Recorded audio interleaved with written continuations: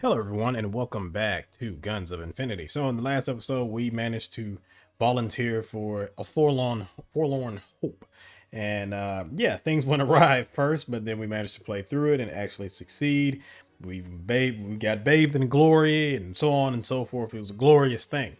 But now we're going to go ahead and see the other side of this. We're going to see what happens if you choose to not go ahead and join the forlorn hope and don't get bathed in glory and all that stuff in order to turn around and besiege Kharangia. So we're going to see the flip side of this. Now, when I did go back, I had to go back and play the entire game.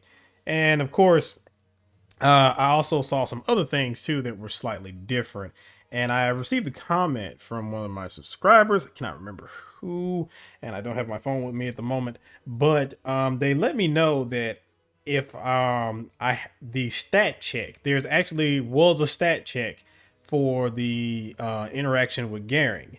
I think you had to have a 65 in order to pass the stat check in order to get the best possible outcome with that. So I was kind of wondering like what would actually happen if I turned around and passed that stat check. So I went back to the very first game, Sabers of Infinity, and went back, played through. I made one slight change. In the previous game, I had got the Bane cast sword, I think it was, or something like that. And but that increases your soldiering, if I'm not mistaken. So this time around, I decided to get the books, and that gave me a pretty nice stat boost also. So as you can see, that gave me a stat boost of 10. So now my intellect is 71. My soldiering and stuff, they've been hanging around 50. I couldn't really change anything with that.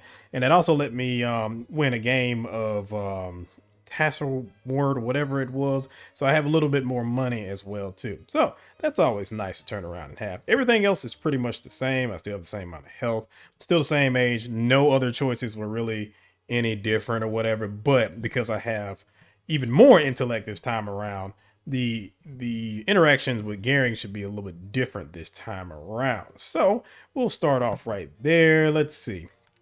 This is where he's talking about the self-contained cartridge, so on and so forth. Let me see. And I think the one that I have to do is I have to ask him about the plans. So we'll go ahead and go through everything. Let's see. I'm not gonna not decline it. So, well, I'm not gonna decline it, of course. Let me see. Could you tell me how much you would need altogether? We've seen this. What would I gain from such an undertaking? Yep. Well, surely there are richer, blah, blah, blah. Okay, and then might I take a look at your plans? So let's see. Oh, okay. Gehring shakes his head as he extends one arm over his scattered technical drawings protectively. I don't think that would be a good idea. I would rather keep these diagrams away from as many eyes as possible. I would not want a competitor to find out what I was working on, after all. Surely you could not expect me to commit my own funds without taking a look at what exactly I am to invest in, you reply. I must insist, sir. Gehring sighs but ultimately steps back, allowing you to approach the mass of diagrams. Very well, though I warn you that they are nothing more than speculations at the moment, and rather opaque ones at that. You try your best to make sense of the technical drawings which Gehring presents you. Though it is hard going at first, it does not take you too long to understand the basic principles behind each of the intricate technical drawings you are shown. It also does not take long for you to recognize how each design is fundamentally flawed. Some are too heavy, whilst others too fragile to stand up to pressure involved in combustion of the cartridge. Others seem to risk blowing hot gases into any prospective shooter's face. It seems to me, you finally conclude after maybe half an hour's examination, that the main problem is the fact that any design using the self-contained cartridge must be breech loading. Is that correct? Gehring nods. A muzzle loading system like the sort currently in use wouldn't work. The man loading the gun would not be able to ram the cartridge home without deforming it. Thus, the cartridge must be loaded from the rear of the gun. The problem is that any breech mechanism must not just be able to open, but it must also shut tightly enough to contain the gases of combustion. A thought strikes you right as Gehring mentions the word shut. Why not a deadbolt? You muse. The other man looks up. I beg your pardon, sir? Your mind runs with the idea. filling in the blanks just 2 or 3 steps ahead of your tongue's explanation.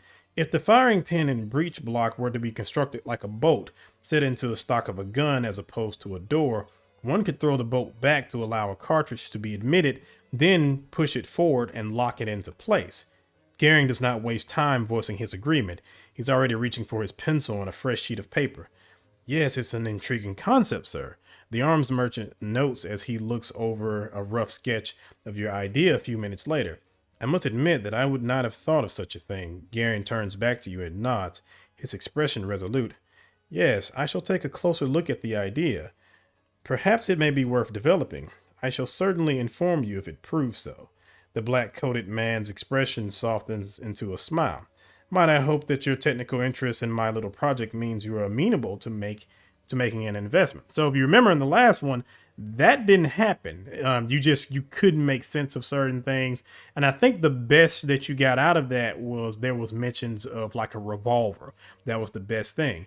This, on the other hand, it sounds like you're going to be able to have what sounds like I think it's a carbine, if I'm not mistaken.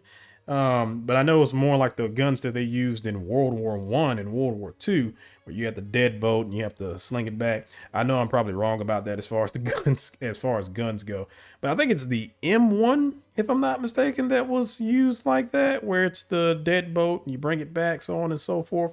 So if we can turn around and develop that, that would definitely put us far ahead of our competition right now. I don't know about as far as Takara's forces go, but it would put us in a very powerful position. But I don't know. We'll see if that pays off in the end. Now, since I have turned around and, done that and I put some extra expertise in there, I don't know if that actually will speed up the process of developing the weapons, but we'll see. I would be happy to invest in this project, and I'm still going to go ahead and do 2,000 of my funds. I'm going to try a different hotkey this time. It might still mess up. It didn't mess up this time. Okay, cool. I guess because I didn't use the number pad this time. But yeah, I'm going to still invest 2,000 crowns into it. Let me see. And yeah, everything else is pretty much the same.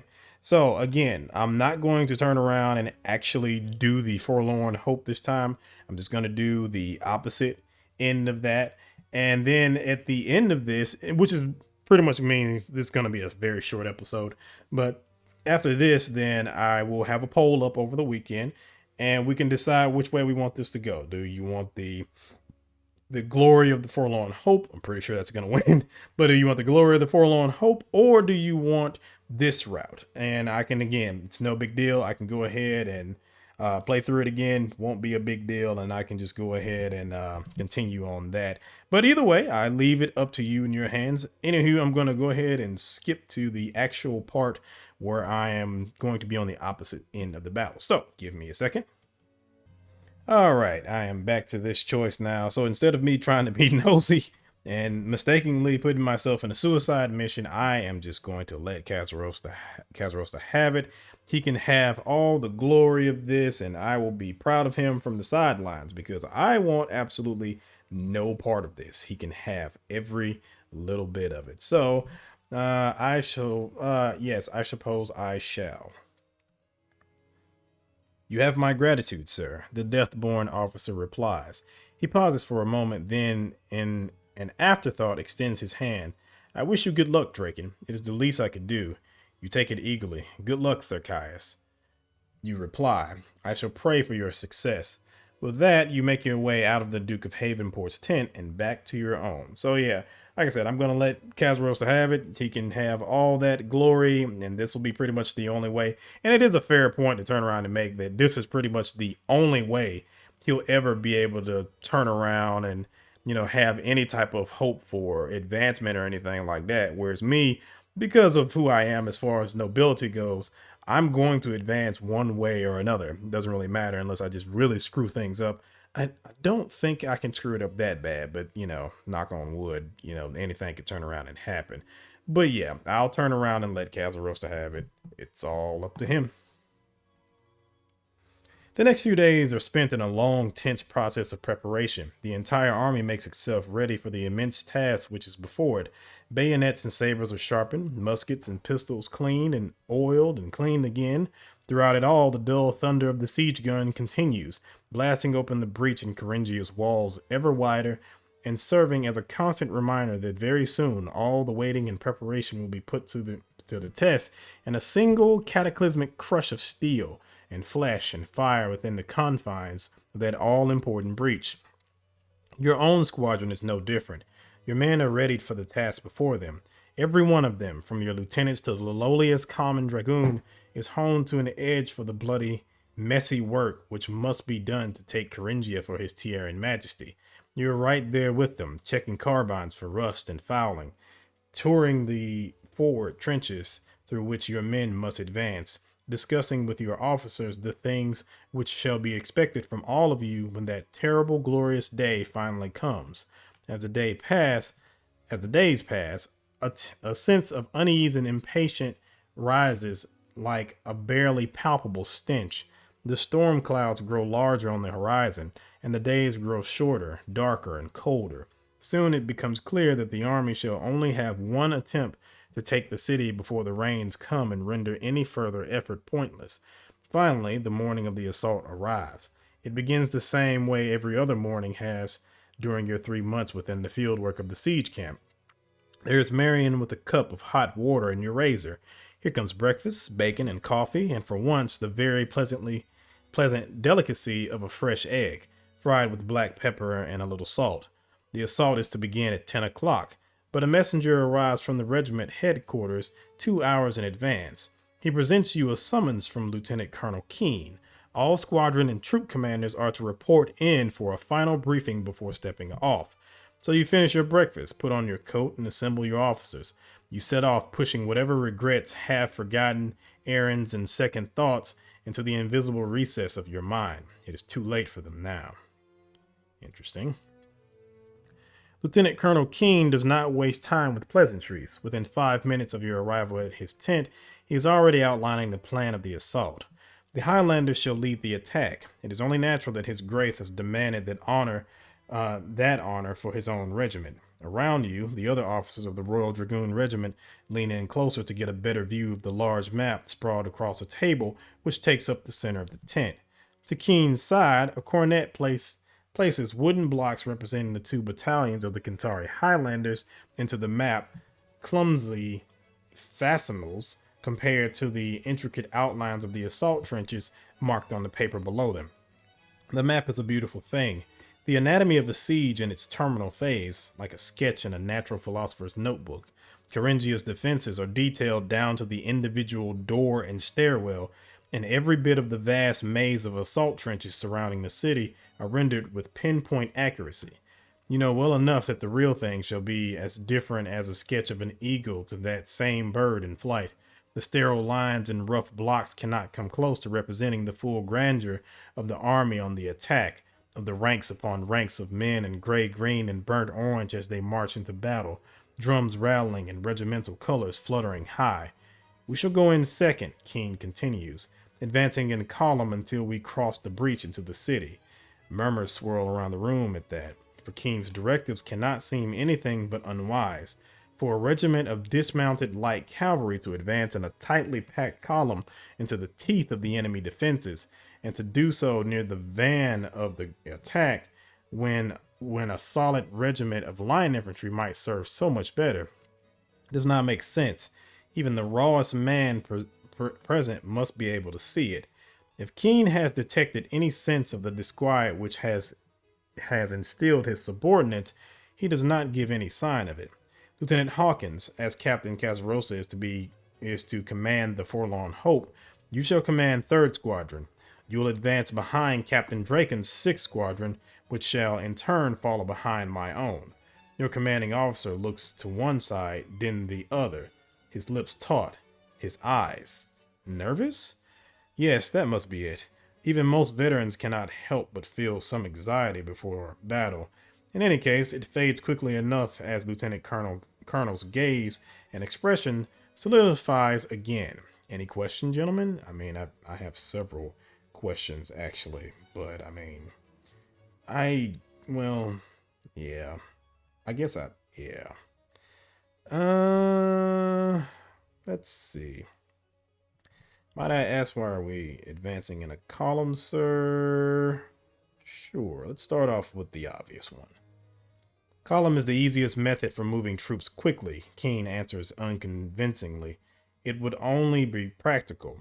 With all due respect, sir, it is also the easiest method for providing the Antari on the walls with a target for musketry drill, you reply. As we shall be under fire whilst approaching the breach, would it not be better to advance in a more open order? The lieutenant colonel shakes his head vehemently. Absolutely not. We shall be advancing into a chaotic and an uncertain situation. We must make the men feel safe by assuring them that they march shoulder to shoulder with their friends. You nod, still unsure if such a benefit will be worth the increased casualty, but judging by the force behind your superior's insistence, you get the distinct impression that any further protest will get you nowhere. Now, Keene continues, his peevishness seeming to fade as you drop the subject. Will there be anything else? I really don't know if I should, but what are we to do once we enter the city? Why? Why, we shall figure that out once we enter the city, of course, Keene replies easily. We will not know the situation within the walls until we arrive. The Highlanders who attack before us may be all that is needed to cow the city's defenders. Likewise, they could be facing resistance, heavily pressed, or all. The senior dragoon officer's voice falters before he finishes his sentence, but the look of unease on your fellow officers' faces show that they have filled out the last few words much as you have, or they could all be dead. It seems almost ludicrous at first thought, the idea of nearly 600 tall, burly, bloodthirsty Highlanders annihilated, but then again, none of you have ever fought in a proper siege before, against a city ringed with real modern defenses and a determined garrison. None of you know what might really happen. One uncertainty heaps upon the other. For all you know, such a disaster might even be more of a certainty than victory. The same gloomy thoughts seem to assail your fellow officers as well. Some turn pale, others begin to sweat or tug anxiously at their cravats. Nonetheless, such speculation is pointless at the moment, Keene continues, having finally found his voice again. Have you anything else, Captain? Surely we might be employed in some better way than as a battering ram. Keene looks askance at your question. I beg your pardon, Captain. Had you been too obtuse? At the risk of sounding ungentlemanly, you rephrase yourself in plainer manner. I meant to ask why it was thought proper that a regiment of dismounted light cavalry be thrown into a defended breach as if it were a battalion of line infantry. Your lieutenant colonel shakes his head. I assure you, gentlemen, it was no decision of mine. This was his grace who chose us. More uncertainty rises in the cramped tent now. Why would the Duke of Havenport be willing to make such a judgment? Oh, I may have poked the bear a little too much here. Maybe I shouldn't have asked all these questions. Let's just try and be optimistic about this. Perhaps he has extraordinary faith in our ability. I don't think that for a second. Of course, the Duke of Havenport is no fool. He knows very well what he is doing, which means he must have a very good reason for his decision. Havenport certainly has cause to trust in your skills as fighting men. He was, after all, at Blagia, where the dragoons held the Tierran left flank against the Antari light horse for the better part of an afternoon. Surely he must be counting on you to show such dogged tenacity again. It is true that the line infantry will be better suited for the task on paper, with their quicker firing smoothbore muskets and long bayonets, but their ranks would be filled with inferior men, their spirits lower, their officers of lesser quality. Yes, in the end, it is the Royal Dragoons who are best suited for the task, even if you've not the weapons or training for the job. Not all the other officers in the room seem to agree with your assessment. They whisper to each other in concerned tones and looks uselessly at the maps before them. Need I remind you, gentlemen, Keene interjects, his voice sharp, that there is no point in conjecture at this stage. We have our orders, and they shall be carried out. The tent quiets quickly. Your lieutenant colonel turns back to you. Shall there be any other questions, Captain? Nope. I guess I'm pretty much in the shitter now. Your lieutenant colonel nods and looks to the other officers in the tent. Some look back blankly as if a squirrel caught before a charging lancer. None speak up. You realize somewhat belatedly that aside from you and Keen, there's no man in the room above the rank of lieutenant. It seems that they have trusted you to voice their concerns. You were in their place once, not so long ago, but you must have some sort of potency about you. Perhaps it is the assurance earned by the experience you have won in battle. It is an assurance with which Lieutenant Colonel Keene seems to lack. He has no inspiring words to close off his briefing, no exertion to glory, nor even the most elementary reminders of the basic duty, nor the traditional Saints guard the king. No, when he finally speaks, it is nothing more than, "To your positions, gentlemen. Let us see this day through and count our dead." Well, that could have certainly been more cheerful. Wonderful. Love these leaders so far. Of course, most of the real leaders died in the last battle, but all right. Let's see. Whatever morose sentiments set down by Keene's gloomy dismissal are brushed away not seconds after leaving the briefing tent. For before you, arrayed in their full splendor, are the 2 battalions of the Kantari Highlanders, their bayonets shimmering in the morning sun and party-colored cloaks fluttering in the summer breeze. To the rattle of the drums, the arrayed ranks of the Duke of Havenport's own regiment proceed step by step into the trenches, which are to take them within 300 paces of the breach. They must know that they are like to face the brunt of the fighting and take the lion's share of the dying, but they laugh, whistle, and sing jaunty tunes regardless as they march forward. They shall not be the first into the breach. No, that job shall be for the forlorn hope. They shall be the ones to face the first volley and to bear the brunt of the traps and defenders' ruses which await the attacking army. Casarosa had taken mostly men from his own squadron for that perilous task, and you doubt that many of them will survive. Perhaps you should have taken a chance to say goodbye to Casarosa before he departed. He was, after a fashion you suppose, your friend. Yet you do not have time to linger on such thoughts. The last of the Highlander companies is moving forward now. You must assemble your own dismounted squadron to go in after them. Your watch reads 20 minutes past 9. There's no time to waste. The assault is to begin in little more than half an hour. 2 hours later, you are standing with your squadron's officers, still in the depths of the trenches and waiting for the thrice damned signal to advance. The long since familiar pounding of the siege guns stopped at 10 to 10, right on schedule, yet not a single man has been ordered forward. Saints above, Blaylock growls as he raises his field glass to his eyes and peers not forward but to the rear. What is taking so damn long? He asks, giving voice to the question which everyone seems to want to ask, but for which nobody has an answer. I suspect the line infantry, Sandro replies. Last night, many were insensible with drink, searching for courage at the bottom of a bottle, perhaps. The bespectacled lieutenant observes disdainfully. It would stand to reason it is these men, with their aching heads and sour stomachs, which are the cause of our delay. By Saint Octavius, heaving bosom, Sandro, why do their officers not lay on the stick then? Belloc responds. Why the officers of foot are even allowed to flog their men? Surely there is no better remedy for such disgraceful behavior as you shut out the voices of your 2 subordinates, even as Lord Renard's own polished tones join in the conversation. Regardless of who is to blame, the delay itself is most distressing. In the end, you cannot help but think, so our victory shall be delayed a few hours. What of it? That's pretty much my thought at this point. I mean, again, that was the thought the last time around, so, You're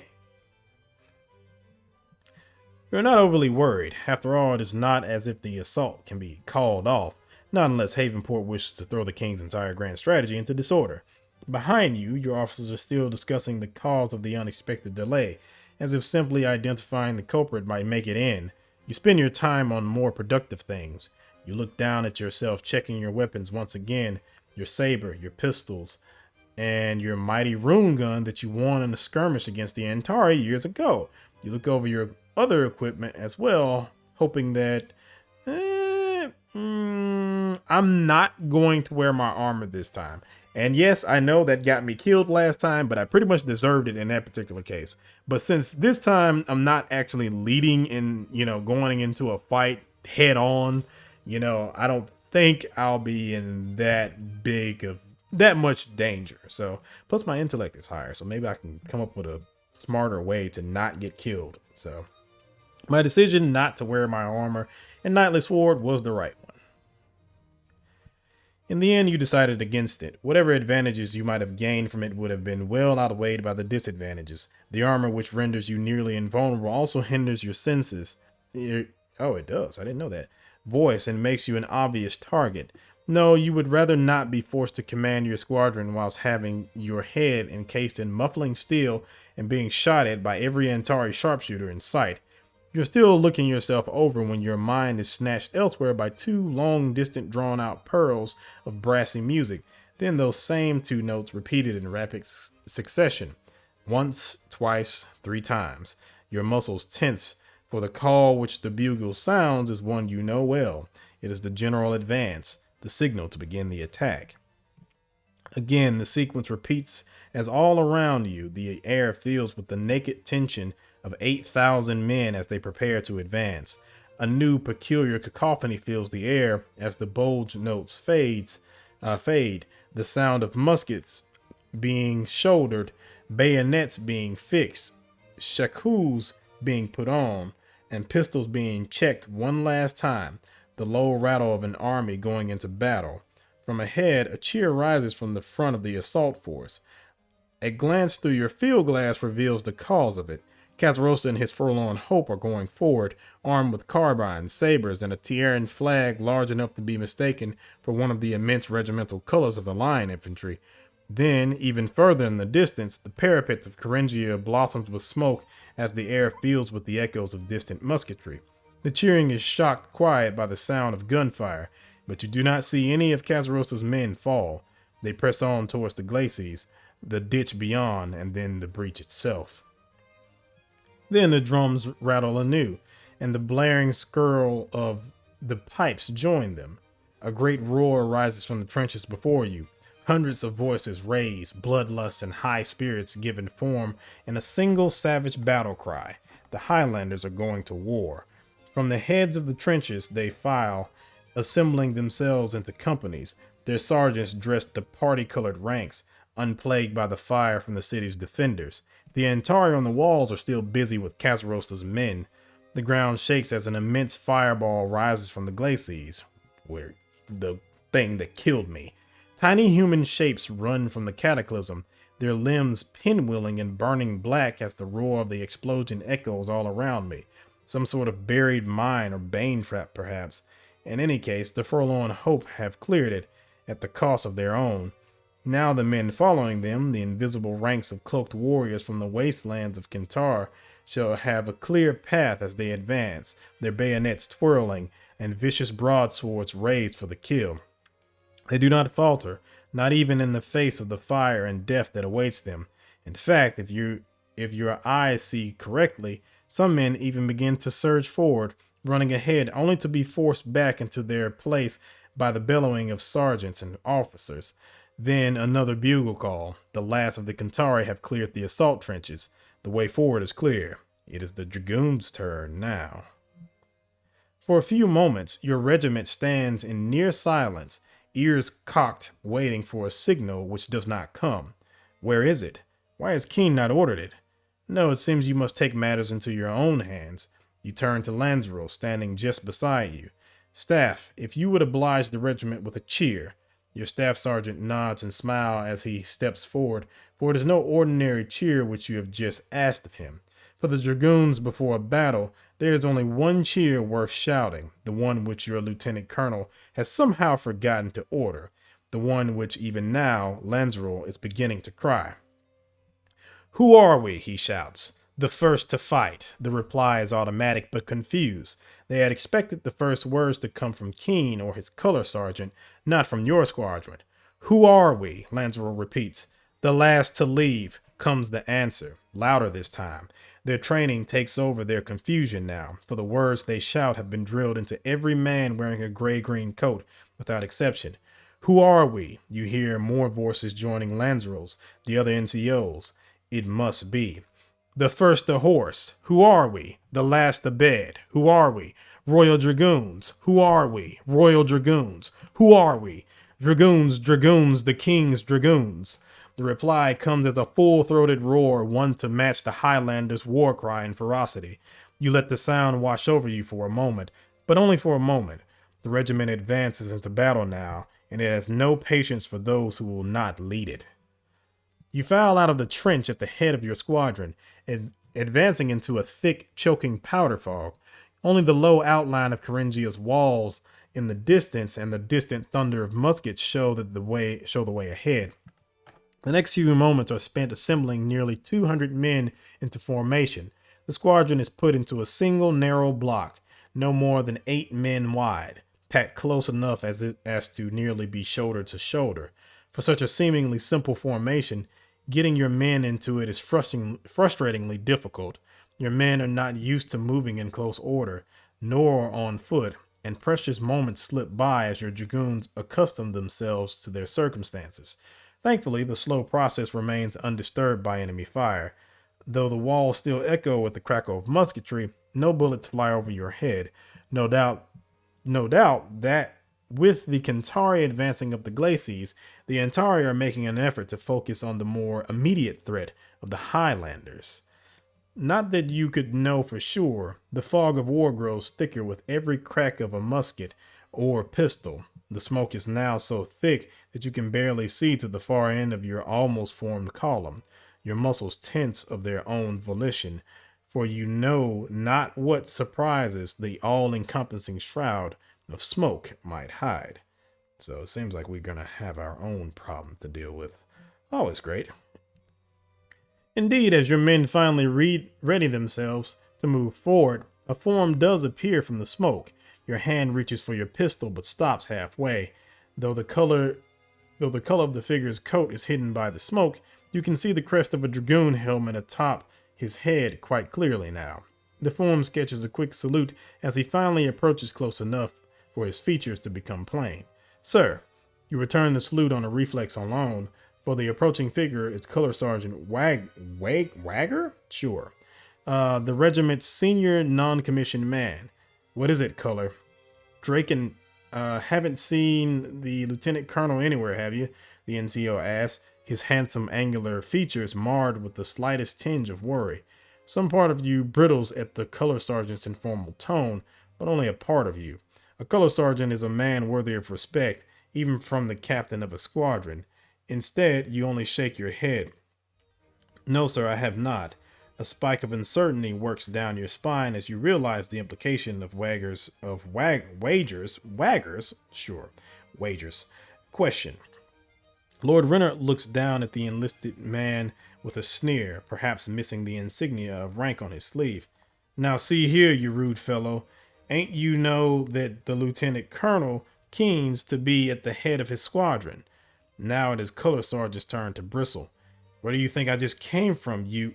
Wager's eyes narrow, perhaps recognizing the impertinent junior officer as the Duke's heir. Sir, he corrects himself. He's not there. The feeling of uncertainty turns into a cold plunge of fear. If Keen is not at the head of his men, then where could he possibly be? The regiment needs him to lead them into battle. If he's missing, oh boy. Wonderful. So now the person that's supposed to be in charge of this is gone. Great. Always great. Let's see. What are our choices here, Saints? Damn him. If Keen is missing, we'll do without him. We'll go to look for him. I don't think it'll be a good idea to send Finley to look for him because, I mean, we're going to need him. I'm pretty sure. Oh, boy. Let's see. I mean, I kind of do want to do this. At the same time, I'm supposed to be optimistic and stuff like that, so I don't know if this is the best option here. Great. I mean, this is my first decision, and I'm already running into complications and stuff, so always wonderful.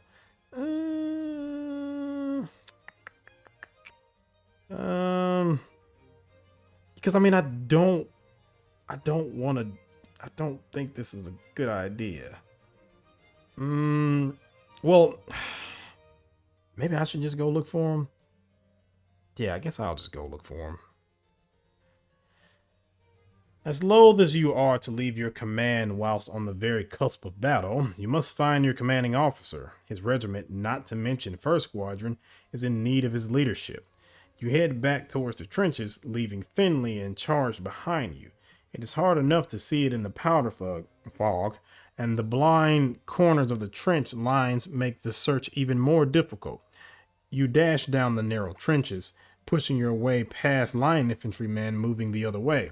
Thankfully, it does not take you too long to find him, for your commanding officer stands in the middle of a trench near the second parallel, his crested helmet held in the crook of his arm. His limbs are as rigid as timber, his eyes distant with fear. With every distant musket shot, he shakes and shudders, almost as if struck himself. You give a salute, but it does not seem to get your superior's attention. Sir, you ask. Nothing. Sir, the regiment is to advance. You must go forward. Keen breathes in sharply. The cheek pieces of his helmet rattle against its silver red brim as his arms tremble. He does not turn. He does not even seem to notice your presence. Sir, your voice rises. Your patience wears thin. What is Keen doing to be frozen here as the Duke assaults Stall? You must command, sir. Keen replies, his voice barely a hoarse, tremulous whisper. I cannot, sir. Oh, wonderful. So he's scared shitless. Wonderful. If I was more ruthless, I would do this. Because I mean, at the same time, like, I do feel like even on a ruthless one, this might get you some blowback as far as your reputation goes. So let's try and be nice. Damn, I hate being nice. Are you quite all right, sir? Keen shakes his head. Do you remember Blagia, Captain? You nod. Of course you do. You were there, weren't you? Do you remember the sound of the guns, the smoke, the stench of death and fear and suffering? He asked, his voice still trembling. Is it not very much like today? What does he possibly mean by that? Sir, I was meant to die with the others at Blagia, you know. Keen takes a shuddering breath. I certainly know. I see it every time I close my eyes, every time I hear musket fire or smell the stink of powder. The saints erred in letting me live, and now they come to rectify their mistake. The senior dragoon officer shakes his head. Forgive me, Draken. Not even the hope of martyrdom can compel me to move. So much am I ruled by my fear. Forgive me.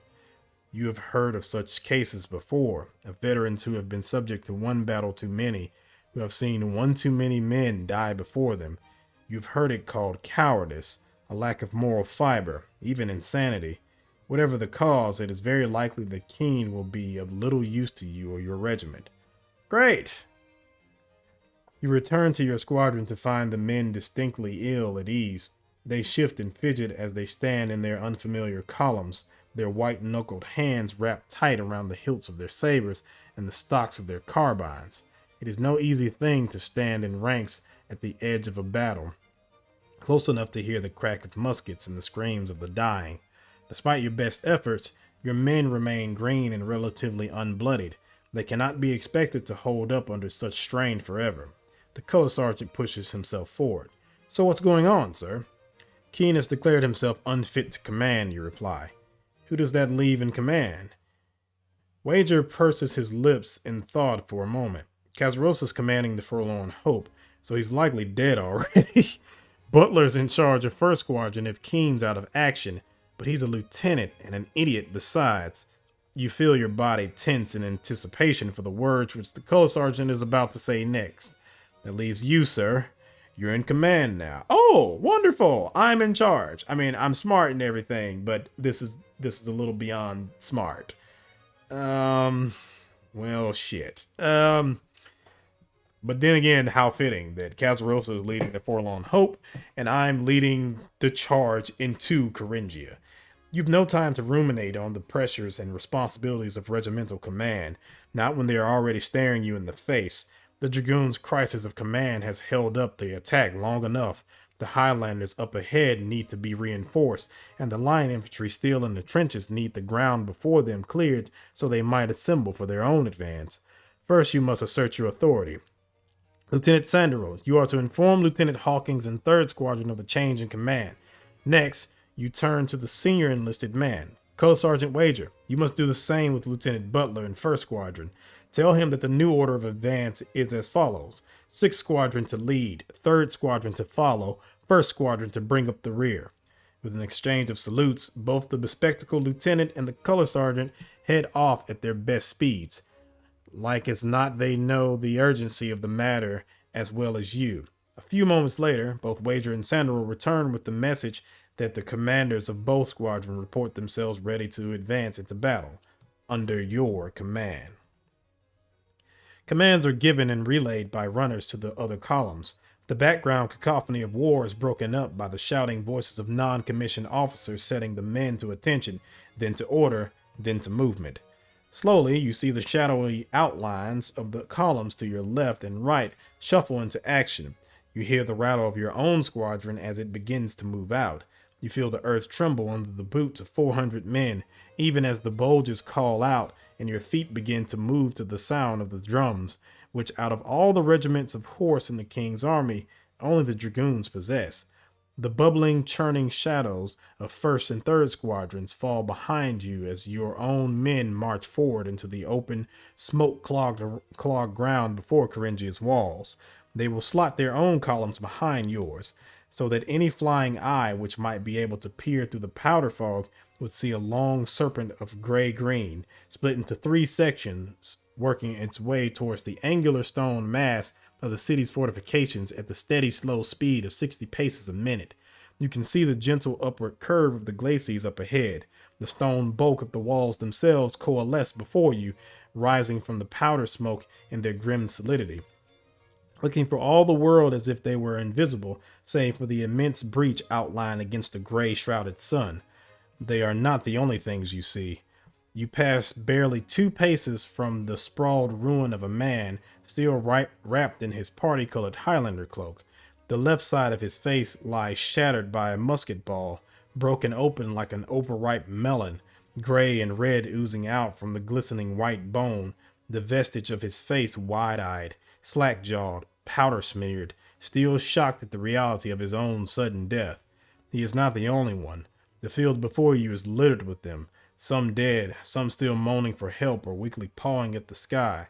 Most are Highlanders, but you see 1 or 2 still forms in gray-green among them. The first losses of Casarosa's forlorn hope, you must surmise. Your eyes cannot help but linger on them as you pass. There is some cold part of you which says that there cannot be more than 3 or 4 dozen wounded and dead, barely a rounding error in the grand scheme of a war involving tens of thousands. Yet as your column advances past body after body, you cannot help but think for the shortest moment that any number would be too many. The sound of a musket ball cracking past you pulls your attention away from the Tierran dead around you. More follow. The Highlanders must be past the breach, for now the Antari on the walls are setting their focus upon you and your dragoons. Soon the full weight of the defenders' fire will be upon your men, and arrayed as you are in the tight-packed columns, the regiment would present the perfect target as it traverses the glacis and the ditch. Another ball snaps past you, close enough for you to feel the wind of its passage against your cheek. The Antari have not hit any of your men yet. Yet, you can thank the steel long range and the gray haze of the powder for that. But with every moment the distance closes, your men present a closer and larger target. You go through your options quickly, as every second now brings 2 or 3 fresh musket balls flying your way. The most obvious option would be to make your men spread out into extended order, something which would put 2 or 3 paces of empty air between each man. It is the sort of formation which your men are trained to fight in whilst on foot, and men in such a formation would certainly be more difficult to hit than close ordered columns. You could even go a step further. Ordering skirmish orders would give your men the freedom to spread out even further, so that an Antari on the walls would have to fire at individual soldiers to have a chance at striking home. Yet Keene did not order the regiment to advance in column without reason.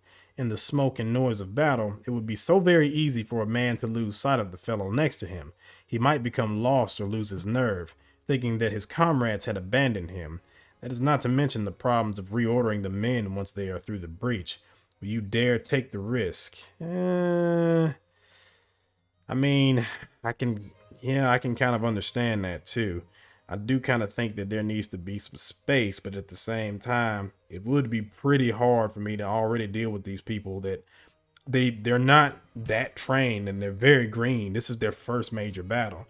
So maybe I'll just go ahead and keep the men in the column. Yes, we're going to lose people, but I think as we march forward, and of course they realize that we're marching forward, they're not going to have enough time to inflict that much damage. So let's go with Keene's plan. I mean, again, it's not the best plan, but none of these plans are great, so I will go with this. You give no orders to change formation, no orders which might mitigate the effects of the enemy's fire. The dragoons continue to advance in column. The next volley strikes home. You hear a wet thump as one of the men near the front of the column doubles over, hands clutching his belly, blood trickling from between his fingers. A half second later, there is a scream from behind you. Near the tail of your column, a shadowed figure topples to the ground. You advance into the glacis. The soles of your boots stick to the drying blood running in tiny rivers down the slight slope of stone. The surface of the fortification is pockmarked with craters from musket balls, scattered with the dead and blighted by an immense mark of greasy black, the remnants of Bane fire trap. More lead bullets find their targets. More of your men fall. We can't keep advancing in column, Lanzaro says, unbidden. We'll lose too many men. Oh boy. Well, let's see. No, we cannot take the chance of having our men lost in the smoke. Lanzaro's right. It'd be best to spread out into extended order. I will let my men be made into a target practice skirmish order. Let's take the middle route. Lanzaro's usually always right, so let's go with that. Perhaps you're right, Staff Sergeant, you reply. Have the men spread out a bit, if you please. Lanzaro quickly sets himself to relaying the order. Soon your men are spreading out, even as a fresh volley of musketry cracks from the walls. This time the enemy fire finds more emptier ground than dragoons. You take few more losses as you cross the glacis. It seems that your decision, though belated, proved to be the correct one. Okay, I can live with that. So, I mean, again, I still think that, you're probably going to take damage one way or the other. I don't think I could have gotten out of that freely, but meh. You advance to the edge of the glacis where someone, perhaps the Highlanders, have placed ladders allowing you and your men to descend into the ditch.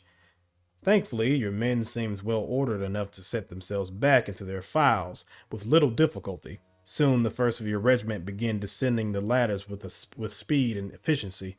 From there, you lead your men across the dry moat which separates Kharangia's glacis from the walls proper, though only the most torturous of sophistries could possibly classify the thing as dry. You suppose the bottom of the wide ditch had been lined with stone at one point, but over the decade, it seems the city's inhabitants have turned it into a repository of waste and refuse. Now, the bottom of the fortification ditch is filled with a vicious knee-deep sludge, which clings to every surface and fills the air with a heavy stink of rot and death. There are bodies here as well. More Highlanders shot down trying to cross, and among them, more losses from the Forlorn Hope. Musket balls slap wetly into the befouled surface of the sludge. One of your dragoons tumbles into the muck with a wet splash, screaming and clutching the ragged red hole in his thigh. He will die, most likely, killed by whatever poison the vile sludge carries into his open wound, but you have no time to ruminate on one death. not when the open breach, the pitched battle beyond, and the promise of dozens more deaths await before you. It is no easy task to climb the steep slope of a pulverized rock and rubble leading up to the breach. Even the saber at your hip seems like an impossible encumbrance, rattling and tangling between your legs, with the loose stone crumbling under your feet and hands with each movement. It is tiring and perilously long, but slowly you work your way up. Finally, you are only arm's length short of the top of the unstable slope. You throw your hand over the lip of the breach so that you might haul yourself up, only to find your fingers digging not into rough stone but into something warm, wet, and unmistakably organic. You pull it away to find your hand coated in blood and your fingernails crusted with human filth. A familiar arm reaches down from the edge. You grab it with your own unstained hand as Lanzaro pulls you up. Your staff sergeant was the first in your squadron to make it into the breach, but there is no elation or look of triumph in his eyes. Instead, he looks distinctly uneasy. His face is death pale as a Takaran's. Then you see why. At your feet, you find what, or rather whom, you had put your arm into a moment before. A boy in the clothes of an Antari serf. A cut from a dragoon's saber or a Highlander's broadsword had torn his belly open, and you dug your fingers into the shining coils of gut which have erupted from his sundered, protruding ribs. It had not been a quick death. Wounds to the stomach rarely are, and the boy's wide-eyed expression suggests that his final end had come as a relief. He is not alone. The unbroken ground before you is covered with bodies. Some are in the gray-green of the dragoons, others in the burnt orange of the Highlanders. Most wear the heavy felts and wools of the Antari. Few are the spots where the bare stone still shows through the bodies of the fallen. The breach is carpeted with the dead. Jesus. Your men stand stunned into silence as they make their way up into the open butcher's yard of broken stone and broken bodies. Old soldiers, veterans, men who had stood firm in a dozen skirmishes and let their blood run cool in the calamitous ruin that was Blagia, now can do little but gasp and hold back the contents of their stomachs. There is no escape from it. The stench of burning flesh, voided bowels, and gunpowder fills the air. Every breath fills your lung with the stink of death. Wherever you look, a new tableau of human life dashed to pieces by steel and fire. A Highlander with his arms twisted in unnatural angles. A gray-bearded Antari who would have looked the image of a kindly uncle, where his forehead not a ruin of blood, bone, and brains. A dragoon of the 3rd Squadron, his entire left side torn open, yet still somehow alive enough to inhale in raspy, gasping breaths. Above it all, surrounded by the bare, savage remnants of his command, stands a single officer, scarred and defiant. A steel smoking pistol dangles from one exhausted hand.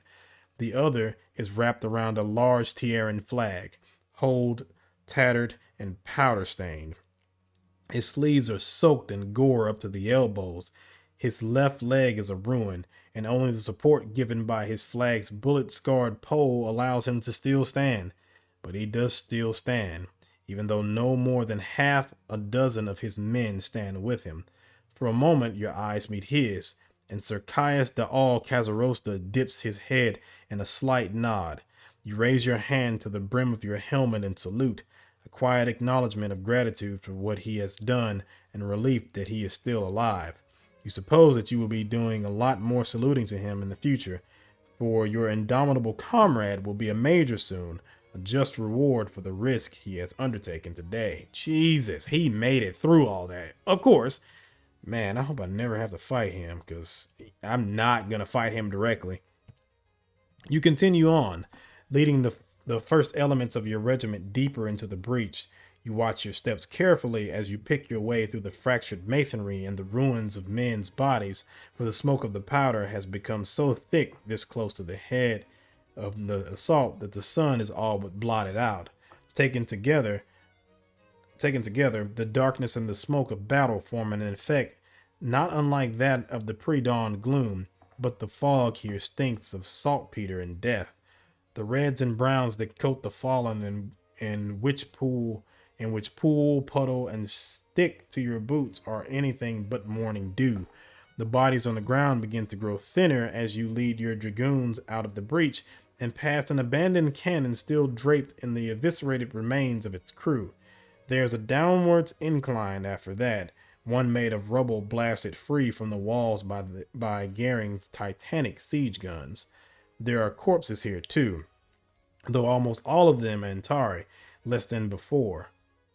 You can guess what happened here. The Highlanders beat back the Antari sent to wipe out Kazarosa's forlorn hope, chasing them down the slope and into the city. You can see shadowy blocks rising from each side of you. Buildings, you should think, handsomely decorated townhouses with sharply pointed roofs. You are through the walls and into the city proper now. The sounds of battle grow louder as you advance. The rattle of drums and thunder of musketry echo off the walls. The dead grow thicker on the ground once more. In mere moments, you will be sending your men into struggle ahead, and you cannot but think. Oof. Well, this is the moment I have been waiting for, I guess. You had not imagined yourself leading a regiment into battle so soon, but you had imagined it in your dreams, in your wildest hopes, that it should be a day like this, a day of glory and carnage, when the balance of war might be at stake, is nothing short of your fondest desires made reality. The only bitter part of the whole affair is that you must give command of the regiment back once the fighting is done. Still, you shall have ample chance to seize glory today. You are sure of it. You nearly stumble into the Highlanders. So thick is the powder smoke and so befuddled is your bane senses by the echoing cacophony of battle that you do not even see them until you are almost right up on top of them. They are only a handful before you, all of them officers. One of the men reaches for the broadsword at his hip as you approach, but the blade is not halfway clear when his eyes widen in recognition.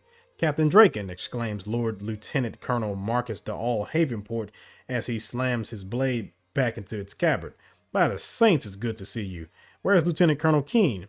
"The Lieutenant Colonel has been incapacitated, I'm afraid," you reply.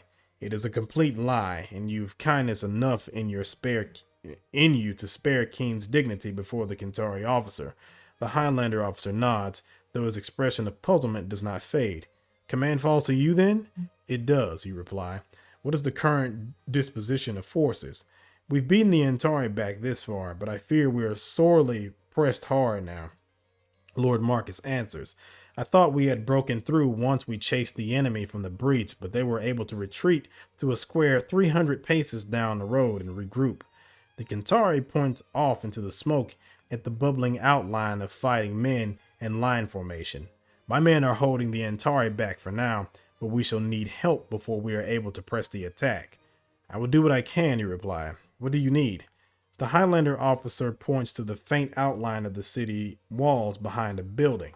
"There are still Antari on those damn walls. The buildings may shield us from their fire now, but as soon as my men enter the square, they'll empty their muskets into my side. I want those walls cleared." You nod. "Anything else?" Lord Marcus shakes his head. "Aye, I could use a few men to shore up my assault. I cannot think of anything else." "He cannot, but you can. Unlike the Kentari, you've got years of battlefield experience to rely upon and immediately see where your men might be put to use. With the 2 Highlander battalions committed to pushing the enemy back, there is nothing protecting the flanks of your precious foothold within the city. You could commit some men to do that. Likewise, if you could send some men back to help guide the line infantry behind you to the fight, you might be able to bring them into the city quick enough to simply bowl the Antari over with your sheer numbers. So what do you do? I can assign men to clear the wall, assign men to guard the flanks, assign men to guide reinforcements. I can't order my remaining men to support the main attack. Oh, because I haven't issued an attack yet. Then I could take stock of the men at my disposal, which I will do first. You turn to look at the hundreds of figures in gray-green formed up behind you. You know your own men well enough, but Kazarosa and Keene's squadron are, for the most part, mysteries. You find the color sergeant at the head of First Squadron's column. What do you need, sir? The senior non-com asks as you order him up. Our men, Color. What do you make of them? You ask quietly, so that neither the Kentari nor any eavesdropping dragoons might hear. The enlisted man looks sidelong at the assembled dragoons. First squadron is nearly at full strength, but they're shaky, very shaky. Most of the men are fresh replacements, and this is their first battle. He shakes his head. It probably didn't help that their commanding officer ran off and left them in the hands of a lieutenant with 3 months of seniority, he adds. Third squadron is the exact opposite. They're the hardest men I've ever seen. I could probably end the war with a full regiment of them. He stops and frowns. Unfortunately, there's less than 100 left, and that was before their deaf-born fool of a captain led off a third of them to get killed, he sighs. Shameful waste of good troops, if you ask me. The color sergeant turns back to you. As for your own men, you probably know them better than me. I'll hold to your judgment when it comes to them. Alrighty, so that's pretty much everything right there. Third squadron. Let's assign men to clear the wall, and I think I'll have third squadron do that because they seem like the fighters here. Assign men to the walls. You turn to the dragoons assembled behind you. The fighting on the walls will be at close quarters. The powder fog and the confines of narrow walkways will make sure of that. Numbers won't quite matter as much as individual skill and discipline. Who do you assign to the job? I assign third squadron with Lieutenant Hawkins. Again, this is Casrosa's squad, so it makes more sense to send them in that situation. They seem like fighters, and they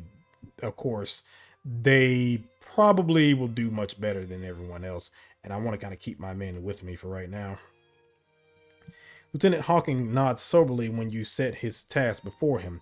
Casrosa's second in command shares his captain's angular features, but none of the steel-cold malice which seems to give the death-born officer his edge. I offer no guarantees, but I shall endeavor to do my utmost, sir, he replies at last, his voice backed by a quiet self-assurance totally at odds with the equivocation of his words. He gives you a quick, efficient salute and heads off to ready his men. Okay, so I've dealt with the walls. I do think we should assign men to guide the reinforcements because you do want them to come in an orderly fashion. First squadron can do that since there's plenty of them. And I guess my troops, I'll figure out what to do with them next. I think there was one more option left, and I guess I'll just use 6th Squadron for that. You take a look at the men formed behind you. Guiding reinforcements from the rear is an easy task. You would not be surprised if half-trained recruits could do it, hint, hint, wink, wink. However, you have the feeling of the men under your command to consider. No doubt many would see their relegation to such a seemingly dull task as an insult to their abilities. Other, perhaps less brave men might welcome the chance to avoid the dangerous battle to come, hint, hint, wink, wink. After a moment's thought, you give the job to 1st Squadron. This is going to be all you, because, yeah, you guys suck. Granted, there's plenty of you, but you suck. Lieutenant Butler turns out to be a scrawny, jumpy fellow, his weak chin barely disguised by an infant tuft of newly grown beard. When he comes to you, he's in full grip of his nerves. However, the second you give him his orders, his breathing settles and his hands stop trembling. This will be far away from the fighting, he asks. When you nod, he tries his best to suppress his relief. Perhaps he knows that he is expected to be disappointed by the prospect of avoiding the fight. You suppose if more men feared battle as he did, the world might be a better place for it. In any case, the boy is quickly off to see his men. And I will order the rest of the men to support the main attack. Yeah, because I think the flanks are fine. So, and that will be an insult to my men if I turned around and sent them to the back. They want to fight. So, let's order the remaining men to support the main attack. You walk back up to Lord Marcus and his small group of Highlanders. I have the pleasure to report that the walls shall soon be clear. Where would you place us for the advance? The Kentari officer gives the squadron of men behind you a cursory glance. Put your men right behind our regimental color. I would see you act as clenched fists to our mailed gauntlet, if that meets with your approval. You nod. He must mean to use you to reinforce the center of his attack, giving it enough weight to drive through the Antari and split their forces in two, perhaps. I'll see it done, you reply. Lord Marcus responds with a grin. Excellent. Allow me a moment to see to my company commanders, and I shall join you shortly. The Highlanders' two battalions are in rough shape when you find them. Even at a glance, you can see that some of the companies have lost a third or more of their men. The ones that remain look haggard, their jackets, cloaks, and faces covered with the detritus of black powder. Some have lost their shakos, while others continue to prime, load, and fire the hoarse bellowing of ragged sergeants despite fire to the hoarse bellowing of ragged sergeants despite bearing wounds as grievous as you've seen on any corpse. Behind the line, knots of men with drums and bagpipes tucked under their arms wait for the next scattered volley to fell more of their fellows, for it is they who must drag the worst wounded to safety, where they might die in some peace. In the middle, right in front of you, stands an incongruous pair. One is a young lad wearing the bicorn of an officer, no more than 14. In his hands is a long wooden pole topped with an immense flag, emblazoned with the griffins and towers of House Rendelware.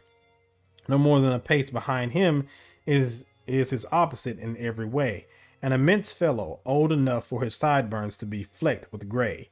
In his hands rests an immense weapon from a long ago age, an axe head mounted on a pole taller than the largest man. They are the color party, the boy to carry the flag and the old sergeant to guard the boy, for the bullet-ripped streamer burden, tattered banner of the young ensign holds is the regiment color, the embodiment of an infantry regiment's honor and history. Now, Lord Marcus walks up to join them. The pipers and drummers scramble to their feet. Around you, Highlanders and Dragoons alike tense. They know well enough that the moment of decision is at hand. The Kantari nobleman looks to his left, then to his right, then to you. He brings his hand to his soot-caked, blood-stained face. For a moment, you think he is wiping away the filth from his face, though all it seems to do is smear the Highlanders officer's face with black and red further. Only when he pulls his hand away do you realize that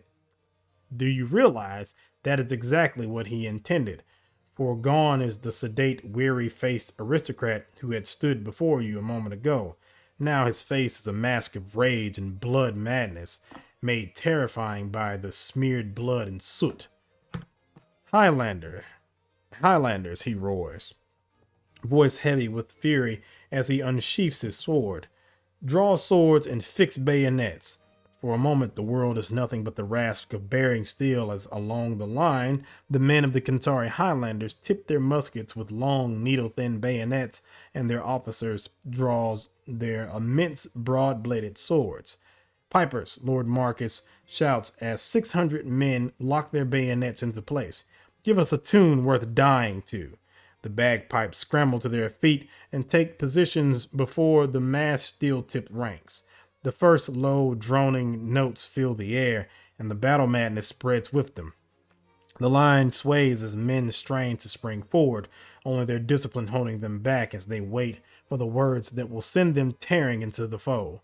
It is not the order to charge that they wait for, nor even the customary tierra and victory that they strain to hear from their commanding officer's lips. No, for the battle madness has burned away thoughts of king, of country, and all but the barest ties of order. No, they wait for one word and one word only. Murder, Lord Marcus cries as he points his sword at the enemy. Murder for 600 Highlanders as they follow him into battle.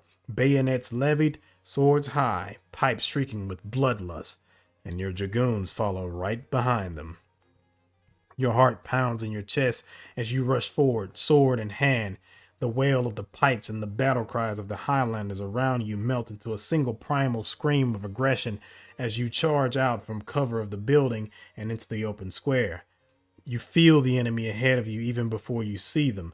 The sensation of hundreds of people up ahead sends your bane senses tingling, even as your boots pound against the yet unscarred cobblestone and the hazy shape of the Antari begin to resolve themselves in a thick powder smoke. The crack of gunfire drags your eyes to the side towards the part of the city wall which borders the left flank of the Highlander attack. You snatch but a glimpse of it, but you need no more to see the shapes of men in dragoon helmets rushing across the wall at full run, sabers in hand, cutting down the few Antari who've managed to survive the volley from their carbines. Your head snaps forward as thunder and fire bloom around you. The Highlanders empty their loaded muskets into the dark outlines of the enemy ahead. You see some of the shapes tumble, others stagger, but the mass stands firm as you, your dragoons, Lord Marcus, and 2 battalions of blood-mad Kentari barrel through the smoke of their own guns. You get a good look at them as you burst through the smoke, the Antari who had defended this city so tenaciously for the past 6 months. The enemy which still stands defiant against you, even with the walls breached and faced with the full might of the Duke of Havenport's army. They are a tangled mass of humanity. The city itself come out to defend her streets. Men in the bright sashes and furs of nobility packed with wretches wearing clothes fit only for a beggar. Mixed among them are scrawny boys, stooped gray-bearded elders, and men of every age in between. You even see women among the foe, no less willing to fight for their city. In their hands they carry clubs, makeshift spears, knives, a sword here and there. There are few guns among them, thin hunting rifles, heavy blunderbusses, and ornate pistols meant more for show than battle. In their eyes you see defiance, you see anger, but most of all you see fear, a fear that yawns wide as they catch sight of what comes for them. Still they stand, their bravery outweighing the voices in their heads that you know must be screaming at them to run as you cross the final distance. Oh boy. Let's not go too much into the bloodlust. They are the enemy. They stand before me, and I must do my duty. Your thoughts remain calm as you raise your blade high. You suppose there are many reasons to dislike what is to come, but you have neither the time nor the inclination to dwell upon them. At the present moment, the people in front of you are the enemy. It is your duty to see them defeated, and if that means killing a few, then that is what your oath to the king and the regiment requires of you. The ragged mass of Antari ready their weapons as you close. The time for thinking is past. The wave of Highlanders smashes into the disorganized body of the enemy like a boot stomping into a ripe fruit. Some of the foe who meet the Tierran line infantry are sent reeling. Most crumple to the ground, for in lieu of hobnails, the heel of this great Kentari boot is studded with a line of razor-sharp steel. For a moment, Lord Marcus and his men wreak a fearful slaughter. To your right, a Highlander sends an Antari man armed with only a butcher's knife sprawling into the cobbles with the butt of his musket. To your left, another infantryman puts his bayonet through a stumbling foe's throat, cutting short the defender's frantic scream. Dead ahead, there is nothing between you and them. As Kharangia's defenders rally, a gaggle of them launch themselves into your direction. A man lunges at your midsection, a crude polearm in hand. Your saber flashes out to parry, and you feel the jolt travel up your arm as you beat the enemy's thrust aside.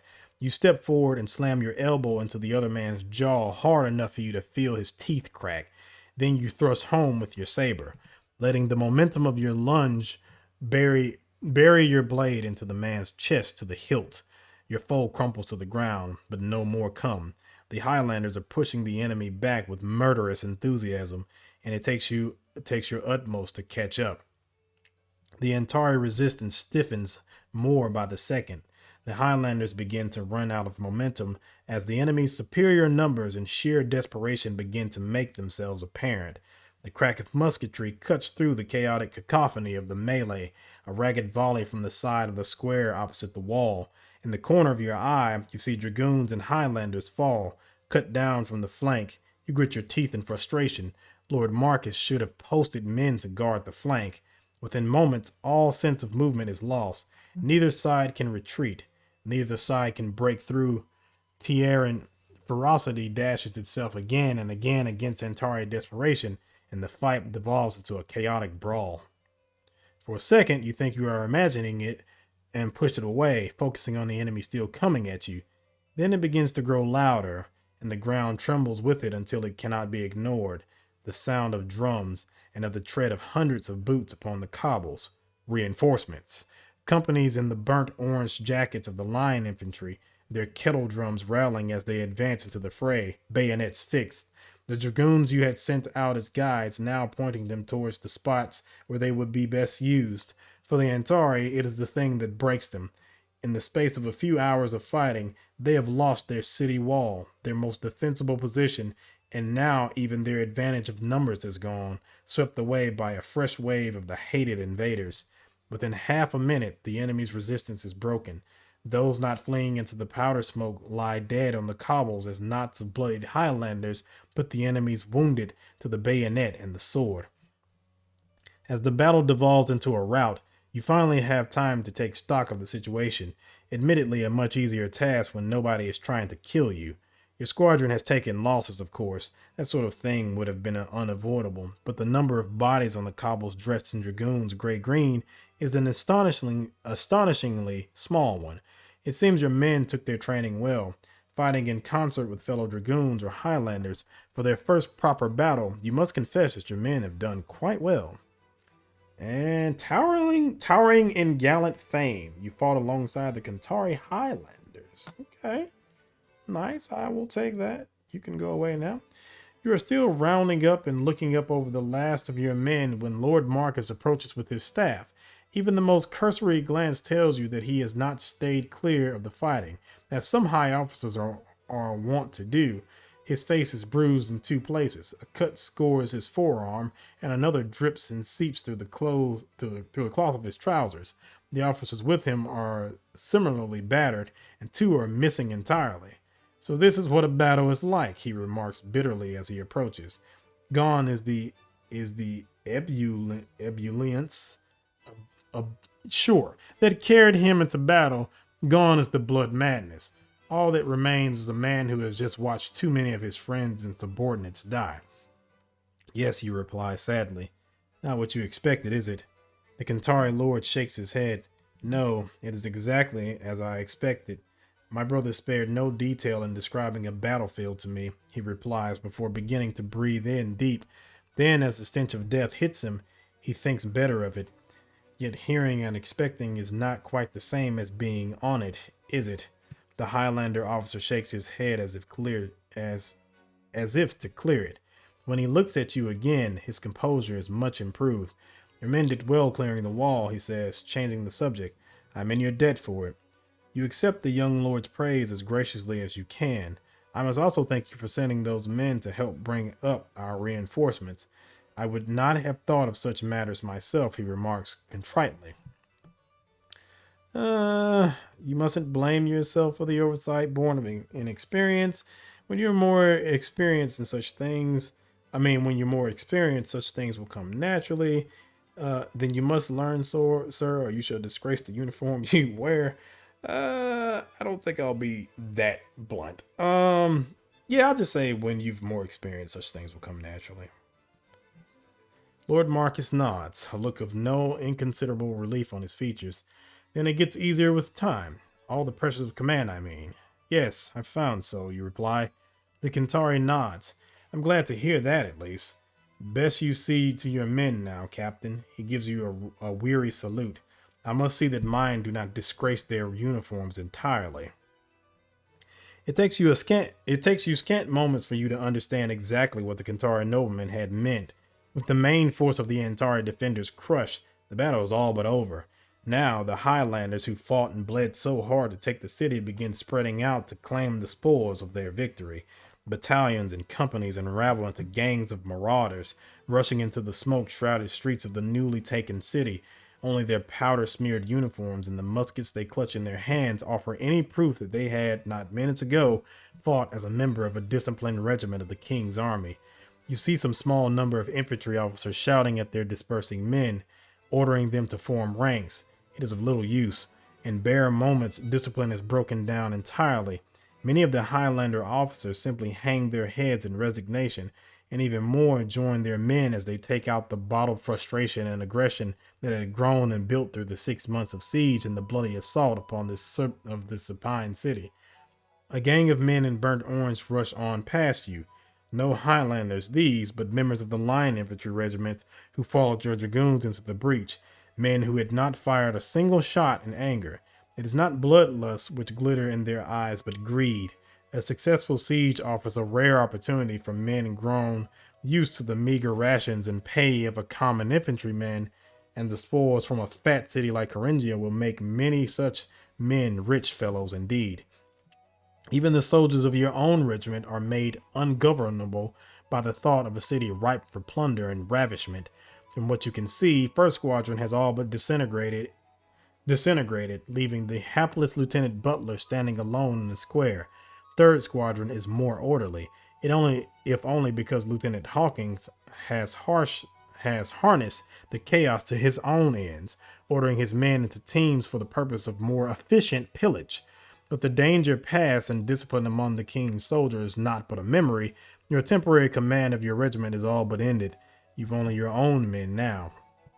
Your staff sergeant taps you on on the shoulder. Sir, the men are asking for your permission to loot, Lanzaro reports. My advice would be to give it to them. It won't be pretty, least of all for anyone caught in their path, but they've fought hard enough for it. You suppose you should be gratified that your men are even asking for your assent. Despite the near total breakdown of discipline among Havenport's army, your own men still wait on your orders, a testament to their discipline and loyalty, if nothing else. Yet, a glance at your men tells all. They fidget and twitch, awaiting that one word which would give them leave to fulfill those animal desires which civilization is thought to breed out of men. You can see the feral glimmer in their eyes, and you know that left to their own devices, even the men whom you were so proud to call your own minutes ago will behave no better than infantrymen who have already begun the process of tearing Kharangia apart. You know that refusing it will earn you their enmity, but what horrors will you unleash upon the citizens of this city if you allow them their liberty? Dare you do such a thing? Oh boy. Well, on the one hand, I mean, it probably would be best for me to just let them do their thing, but I don't want no part of this, and I'm pretty sure my reputation is gonna get screwed if I do allow them to do this. Let's try and convince the men to remain under discipline, but I don't know if I have enough charisma for that, so we'll see. You look at your men meeting their gazes where you can. You know what is going through their heads. Their thoughts fixate not just upon plunder, but upon vengeance, and upon that burning desire to make examples, so that such a defiance will never bleed them the same way again. That is what you speak to. Dragoons, you begin, allowing yourself to sound as weary as you feel. You have fought hard today. You've lost much today. I know that you would wish to revisit the suffering which you and your fellows have received upon the enemy. I know it because I feel it too. Your men look amongst each other, expressions fixed in fury lose their certainty. You're getting to them. I feel it too, yet I do not dare give it substance, you continue. Right now, I would like nothing more than to take my blade and seek that vengeance myself. But when I think on this day, maybe a week, a year, a decade from now, I'll not remember this day as a victory. I will remember this day as the one where I turned my sword on the innocent, on the defenseless. You shake your head. I will feel naught but shame, as you will too. A few of them nod now. It seems that you've chosen your words well. What little resistance remains is crumbling before you. Dragoons, do not let your actions today become your nightmares of old age, you conclude, voiced a little higher than a whisper. The men nod, all of them, or at the very least the vast majority. They stay in ranks, swayed by your words. Thank goodness. Okay, so we avoid at least our men joining in to this devastation basically at this point. So that's good at least. You breathe easy, bathing in the satisfaction of knowing that even as the army's discipline breaks down and men are made beasts by the fall of the city, your own dragoons remain in good order. The situation all around you, however, is anything but orderly. The air fills with the sounds of human terror and suffering. The powder fog is lit a dull orange by the fires which have already begun to spread. In the shrouded distance, the outlines of men in Tierran uniforms rampage the city. Shadows of the unfortunate inhabitants are driven before them. In the hellish half light, you catch glimpses of the soldiers of the king's regiment, bereft of their discipline and eagerly casting aside their human kindness as they fall upon the inhabitants of the utmost cruelty. You know that remaining in this corpse strewn square is not an option in the least. Your men may not maintain their discipline long in such chaotic environs. It would likely be best to find a gate and lead them back to the siege camp. Yet your men might still be of some use. You could use them to maintain some semblance of order and protect the inhabitants from the depredations of your fellow Tierrans. Then again, having lost so many, your options for doing so would be rather limited, and you do not know how your men would react to you asking yet more of them. What orders do you give? Oof. What is my loyalty like? Um, it's sad to think like that, but I mean, the loyalty's at a 52, and I probably shouldn't push it. Um, yeah, I won't push it. I think I'll just go ahead and yeah, I hate to do it, and I would love to turn around and be able to enforce discipline where possible, but the men have been firing and have been fighting this entire time, so I don't think I'm gonna do it. I'm just gonna march my men back to camp, and I don't think I would be able to stop all of them anyway. I mean, yes, it would be a nice gesture, but there's no way I can stop all of this. I march my men back to camp. Your first priority is to maintain discipline among your men. Such a thing would be within the realm of impossibility within Kharangia's walls. The situation is already far out of hand. In such chaotic circumstances, you doubt you will be able to keep your unit together.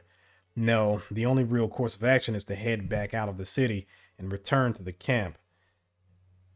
A quick look behind you swiftly disabuses you of the notion of going out the way you came in. The breach is packed with soldiers rushing through its narrow confines. The rest of the army has smelled the blood of the fallen city, and they hasten to rip away their own prizes from the savage carcass.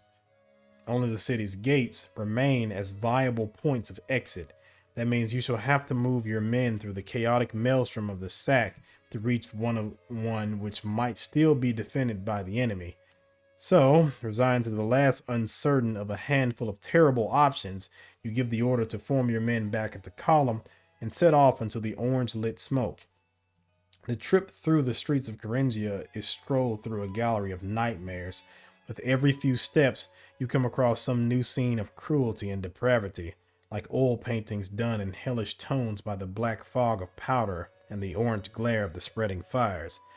There, you see an old man held down by leering figures in Kintara uniforms. "Hold him down! Hold him down!" one shouts over the struggling wretch's screams, as he raises the butt of his musket high and brings it down with a sickening crack on the helpless civilian's teeth. One of the Highlander reaches into the wailing ruin, grinning cruelly as he draws out a single speck of gold shining in the filthy light. Another footstep finds a knot of infantrymen, swaggering and smelling of drink as they smash open a door. There are screams as the leaderless gang in Tierran uniform rush inside, at first high and terrified, then sobbing, regular, hopeless. Then there's a pair of men in gray grain of the dragoons, their tunics blood splattered and their helms askew. They restrain a battered, bleeding couple in what had once been fine fur cloaks. A third screams at them, demanding the location of gold and silver. The Antari, terrified and uncomprehending, only shake their heads and blubber in fear, causing their interrogator to scream louder. With every failed exchange, the dragoons holding their prisoners strikes them with the hilts of their sabers, adding fresh cuts and welts to their hapless prisoners. By the time you finally find a gate, the air is filled with 1,000 sounds of soldiers reduced to animals and a populace reduced to victims. Every breath is filled with the stench of death, of booze, and of the fires which ravaged the city's buildings, even as Havenport's rabid army ravages its people, you find yourself much distraught by what you see. Over the years, you've known your share of cruelty and brutality. You thought that you had seen the very limits of man's depravity. Now, to bear witness to horrors and order magnitude greater conducted by men serving the same sovereign, even wearing the same uniform and upon a defenseless citizenry, it is atrocity, travesty, injustice of the highest order, and you did nothing at all to stop it. The city is almost entirely ablaze when the rains finally come. It is not a cleansing downpour like the sword in fairy stories. The first drop comes down black as ink, having fallen through the filth of powder fog and smoke, only to drop into the fallen city and leave sooty tracks down the shattered stone and on men's faces. They are the heralds of a downpour to come, the first of the autumn rains and the end of the campaigning season. Yet this year they come a day too late for the people of Kharangia, for though the fires begin to die under the black downpour, the sack continues. The soft sounds of rain is drowned out by the unending cacophony of splintering wood, cruel laughter, and despairing screams. No help is coming. The king and his general, the Duke of Havenport, have won the day. Kharingia is fallen, a triumphateer in arms, a victory to erase the shame of Lagia, a day of glory to be engraved in great letters upon the stones of history. Yet to you, the air tastes of nothing but ash. Jesus Christ. So, of course, the last time we went through this, we passed out before we even saw anything that happened. And I'm pretty sure we would have heard stories about it later on. But this time around, we're getting the full picture of what happened. It's not a glorious thing. It's just death, destruction, and God knows what else, or wants to know what else. So, this has been the other route to this. And, in the next chapter, we can see the results of this. And there's going to be many things that we're going to have to deal with. I know for one, you're going to have to deal with, of course, the actions of the soldiers and stuff like that. And that's going to be a big deal. But this is the other route to this. So this is coming out on Friday. This over the weekend, I'll be doing some other things. But I will do a poll for this, and you can decide which route do you want to take. Do you want to take the Forlorn Hope route, or do you want to take this route of the, if you want to call it, honor and so on and so forth? I leave it in your capable hands. So thank you for watching the video. If you'd like to see more content like this, subscribe. I have a lot of things on the channel, and I will have many other things coming in the future. One of the things I do plan on doing, I'm not sure whether I want to live stream it or not, is not Mortal Kombat, Jesus Christ. But I was thinking about streaming Mass Effect, the Legendary Edition, when it comes out. I'm not sure whether I want to stream it or do an actual playthrough of all three games. That would be quite a long undertaking, but it is something that I would like to do. Again, Mass Effect is one of my favorite series of all time. There's a couple other games that I would like to do still. I know I've been saying that I've wanted to do Disco Elysium for quite some time, and I really want to do it now that the final cut is out and there's actual dialogue in it, so it would give me a break as far as like my voice goes. Let me see. There is Ashwalkers. I do want to play that as well. There's a couple other games that I've seen too that I would like to try out and play on the channel. But yeah, there's going to be a lot of stuff that's going to be coming in the future. It's just a matter of finding the time to actually do it. And of course, getting ahead of my schedule as far as recording goes. So there's that. If you have any questions, comments, concerns, if you have any suggestions for anything, leave them in the comment section. They do come to my phone. I will get them as soon as you reply or put a comment there, and I will reply as soon as I possibly can. Most of the time I'm at work, and if I'm not at work, I'm spending time at home. So yeah, I will respond as quickly as I possibly can. But that has been Guns of Infinity up until this point. So we'll see how things turn out after the weekend, of course, and we'll see what choices that you all decide upon. It's going to be kind of interesting. So and a lot of this stuff is very unfamiliar to me because it's been so long. So and I do play it in my spare time. I do have my modded files that I do play on my phone, but I usually stay about on the same track. And since it's the modded files, I'm not really reading as much, so I'm not really paying attention to the decisions, because it doesn't really matter when you're playing a modded file where everything is OP as hell. So yeah, I can kind of do whatever I want to. But yeah, so this is just, yeah, this is a fresh experience for me. So thank you for watching, and I will see you in the next one. See you.